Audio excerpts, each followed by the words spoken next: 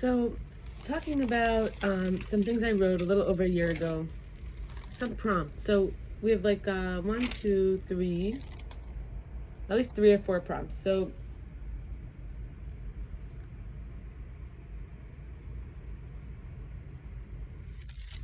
I'm going to talk first about the 7 principles of Kwanzaa, and then we're going to go into some of these topics. So the 7 principles of Kwanzaa. Kwanzaa is the idea of the first fruits, the harvest celebration holiday. There are 7 principles. It's celebrated December 26th to January 1. The first is umoja, unity, striving to maintain in family, community, nation, race, and so on. Kujichakulia, which is self-determination, respect, service, achievement, everyone counts. 3 is ujima, or the collective work, the responsibility, which is sacrificing for the greater good through civil work and activism. 4 is ujama, cooperative economics, which is professional, personal, in other words, letting go of what's mine. Nia is life purpose, direction, and success. Kumba is creativity, it's the beauty and legacy.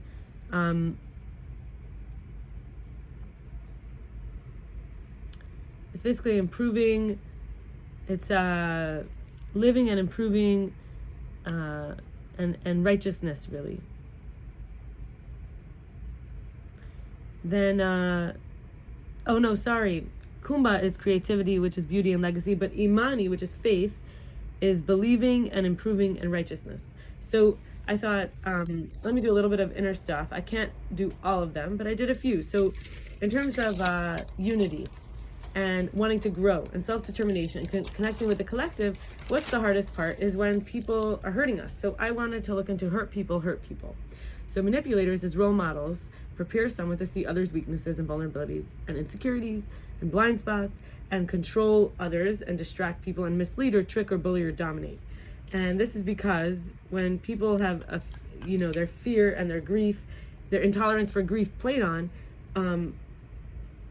or others are using them to be strengthening their self, like strengthening others to help. So basically we could help them heal instead. We could strengthen them. We don't have to make them be fuel for the predators, the piranhas anymore. We protect the sheep from the wolves that are in sheep clothing, who are pretenders, fake victims.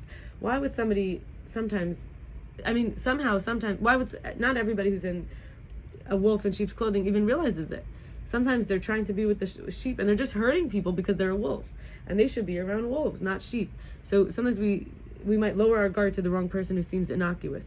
There's another thing, which is where there's salt in the wounds, right? So we talked about here about people controlling others through their insecurities and vulnerabilities and blind spots. Rather, it could be done right back, and people could stab back even when the person seems like an easy target who won't fight back.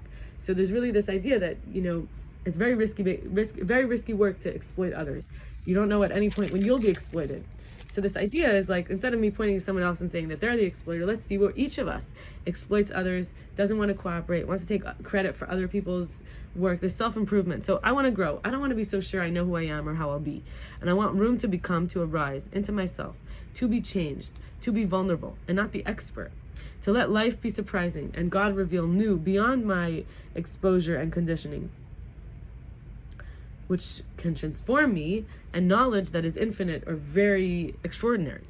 To have reverence, to have a humble approach, and to have a purified atmosphere, to not contaminate my mind, to not risk infection of the fakeness into what is real, which leaves a whole mix that cannot be trusted. So in other words, if we are pure-hearted, we are not going to be a wolf in sheep's clothing.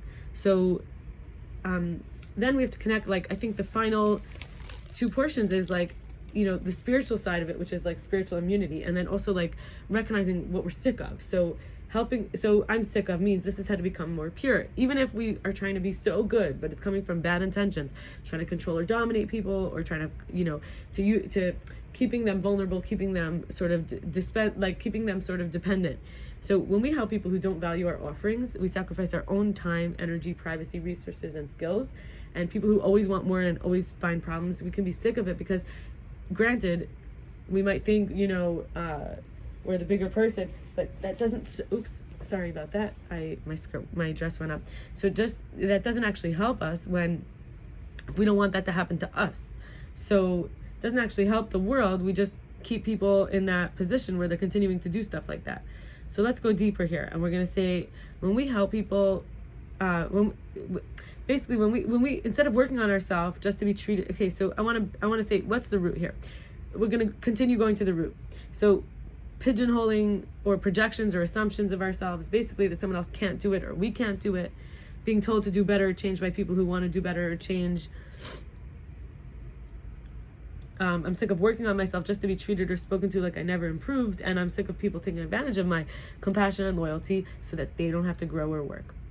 I'm also sick of having to prove or explain or qualify, and this is how you become a representative. Nobody else wants to be going through this either. I'm sick of being bullied, undermined, betrayed, provoked, being interrupted, overtalked, when my expression is blocked or rushed, false reflecting back to me, and then I feel more misunderstood. Being told what to do or how to be, listening to lies by people who need me to agree with them so they can stay ignorant, in denial, avoidant, or dysfunctional. Hearing excuses from people who want special accommodations they don't deserve, to waste others' time or be responsible, and wasting my own time, planning a future with someone who's misleading me, or not taking seriously the commitment, the loyalty, the integrity, or basically keeping one's word, the basic level of keeping one's word, and basically discarding me. I'm sick of not being sought out, cared for, loved, cherished, relevant, a priority, special, precious, significant, important to anyone, that I make all of that I do for them that. I'm sick of making time-consuming works of art for people who think that they're doing me a favor by not throwing it away. It's like, why would we go and bend over backwards and do these masterpieces for people who don't even care? They don't value the same thing. So we rather should be around people that do. Also, this could end up with intimidation. People can be jealous. People can feel like they can't match up. They have to give back. Also, I'm sick of pretending that something is not idol worship or wrong in order to fit in. For example, when I see that there are people who are worshiping the Lubavitch Rebbe who passed away in Crown Heights, after he died, like he's a Hashem or he's Jesus, just because I live in Crown Heights, I don't want to pretend anymore that that's who I am, just to fit in with them. And I don't believe that I mean, I'm sick of waiting for my father, my siblings, my mother, or other people not to realize that I'm not bad, and I deserve to be apologized to for being scapegoated or black sheep. That it's not my use, that's not my role, that's not my purpose. So this is about going deeper into our true purpose, and that they wouldn't want to be treated how they treat me, because I've been waiting indefinitely, so I'm not going to wait anymore for that. And finally, I think I have a very strong connection to biology, the interface between spirituality and personality. That's according to Rabbi Yaakov Kirsch. He says that, and so I think like biology is the life science, the life study. So I wanted to share some of the things I'd learned about spiritual media. I'm a very educated person scientifically, and I also really care about emotions, psychology, and neuroscience in terms of neuropsychology.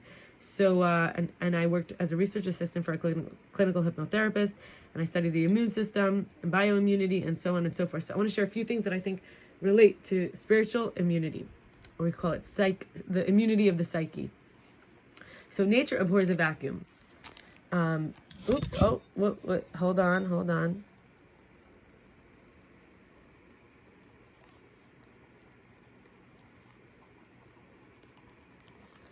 I think I got it. Oh. There we go. Okay. Hopefully it stays. Nature abhors a vacuum, and woundedness is basically a gap between flesh and flesh. So think about it.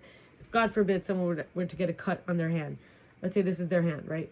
And they get a cut, right? So let's say it's touching, and then they get a cut. Now there's space between flesh and flesh, right? So in the space can be an infection filling the place which was supposed to be filled with self. It's now filled with other, and it's the void that is the break of integrity without injury, which would be without injury, cut, or rupture. The cell might not want to release the invading colonizers, which we might call inner demons. Perhaps it gets some kind of payoff, or it just doesn't want to do the battle and lose vitality, energy, or it feels too weak while its reserves are being siphoned by the virus, bacteria, the fungus, the parasite. So, or the cell itself may become selfish and dishonest, greedy, and lazy, and that's when we call it cancerous, right? The T cell, CD8 cells, CD8 positive plus sign cells, come and recognize that it's not part of the oneness, this one body anymore. It's not part of the one body. So remember, we talked a lot about this at the Principles of Kwanzaa. I just thought it was really interesting that I wanted to make it, I don't know if it's any part of religion. It's just principles of, let's call it unity, self-determination, collective work and responsibility, cooperative economics, life purpose, creativity, and faith. I think those are all Jewish concepts as well. And the fact that it's their first fruits harvest celebration is like Sukkot for us. And we just had Sukkot pass by a little while ago. So anyway, this idea that in the immune system, this cell comes when it sees that a cell is not being part of the oneness, one body, and that cell risks infecting more cells, or it's being a consumer taker like a cancer cell, which is just ingesting and not serving, connecting to anything beyond itself, or turning others even into cancer cells. One, it can like hypnotically introduces a code in that from the inside out causes a cell to self-destruct, which is like a suicide. And this could be when the person might have in their inner demons, like an addiction with alcohol, drugs, they destroy their self. This is really called in biology apoptosis.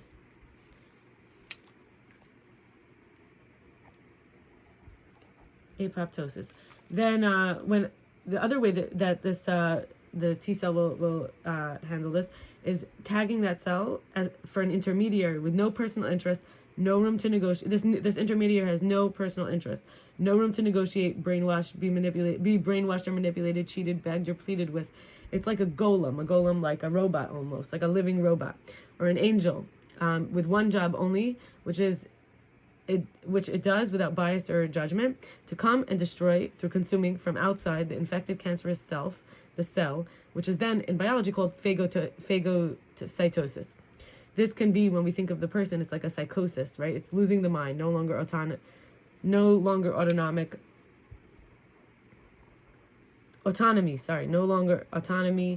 a shell of who they used to be. You've heard that, they're a shell of who they used to be. Or nonstop consumed with something other than reality, which comes to possess them and take over. We say they're possessed,